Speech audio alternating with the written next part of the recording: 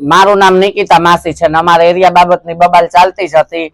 Jubilee police ચોકી એ division police સ્ટેશનમાં અમને એકાબીજાને આમને સામને બેસાડી દીધા અને અમારે વાતચીત થઈ ગઈ. અમને દાગીના પરત મારા જે લઈ ગયા હતા એ આપી દીધા છે અને ત્યાં નિવેદનમાં લખાણ પણ થઈ ગયું છે અને કઈ પણ દીધું છે કે રણુજા એરિયામાં નિકિતા માંગશે અને માંગવામાં કોઈ કોઈનો વિરોધ કરી ના શકે. રણુજા એરિયાની પબ્લિકને મારે ખાલી એટલું જ કહેવાનું છે કે મારું નામ લઈને કોઈ પણ કિન્નરો આવે તો એને પૈસા આપવા નહીં.